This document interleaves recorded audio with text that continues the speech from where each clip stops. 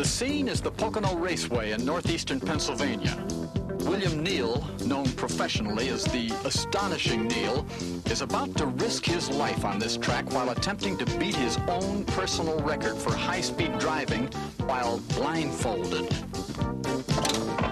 Tunkhannock, Pennsylvania Police Chief Fred Bamloo is here to ensure the safety of this feat and to verify that there will be no tricks involved. While Fred and George Ewald, the raceway superintendent, check the car for any possible radar devices, Neal composes himself on the sidelines. Neal is all ready to step into darkness. With Fred as witness, he begins his elaborate blindfolding process. First, 2 thick pancakes of clay are pressed over his eyes, and a strip of adhesive tape added to hold them fast.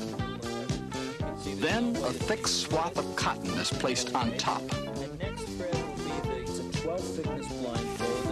And over this goes a totally opaque 12-fold thick blindfold. And now what I'd like you to do, Fred, is to hold it right in front of the camera so that everyone watching can see how it looks to me. It's totally dark and completely opaque, impossible to see through. I'd like you to place that over the cotton, Fred, and snap it behind. It's this opaque hangman's To ensure against any light leakage, Neal places a black hangman's hood over his head and has Fred tie it securely around his neck. Before Neal attempts his record high-speed drive, he set a simpler test for himself. Simpler for him, that is.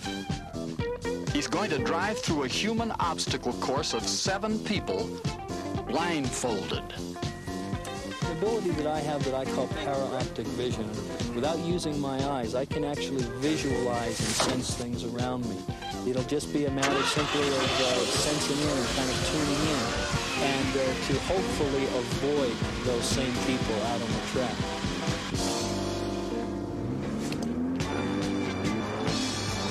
The only instructions Neal's given to the hardy souls who have placed their lives in his hands is not to move at any time, no matter what happens.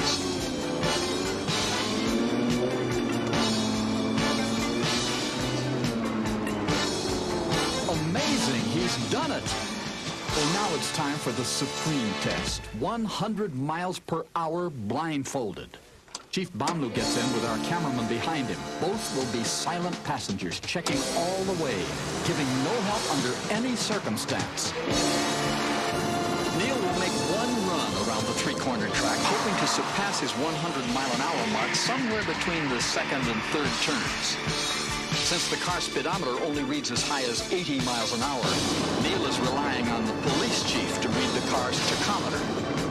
Once it rises above 6,250 revolutions per minute, Neal will have beaten his old record. I don't have any fear concerning my own abilities. I feel very confident in my own abilities and what I can do. I do, however, concern myself with the car, blowout, mechanical failure. But having a good ability of precognition, I feel that nothing will be no mystery. The tachometer hovers around 6,000 revolutions per minute.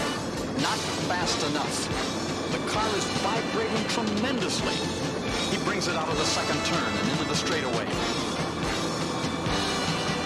The tachometer is beginning to climb.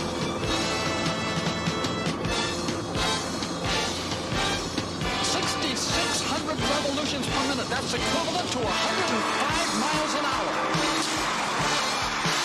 My job is to show people that they have astonishing abilities as well as I do, and it is possible really to go one step beyond what people believe can happen. Fred, I think you saw in there that the record definitely was broken, Fred. You could see on the tachometer. Yes, you that did. We definitely went Yes, over 100 miles an hour. Congratulations. Thank you, Fred. Thank you very much. And just to prove that everything is exactly as you left it, nothing has been disturbed whatsoever, I want you, Fred, to take, if you will, unfasten the knot. And we can lift the hood up gently so that nothing is disturbed at all. Everything, Fred, exactly like you left it. Yes, it is. Nothing disturbed at all. The Astonishing Neal, because you asked for it.